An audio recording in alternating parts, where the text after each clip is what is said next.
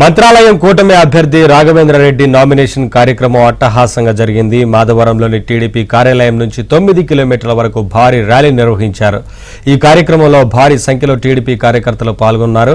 Mantralayam MLA Balanagi Reddy బీసీలను అవమానపరిచేలా మాట్లాడుతున్నారని Raghavendra Reddy fire అయ్యారు. చంద్రబాబు నాయుడు బీసీలకు పెద్దపీట వేస్తూ తనకు టికెట్ కేటాయించారన్నారు.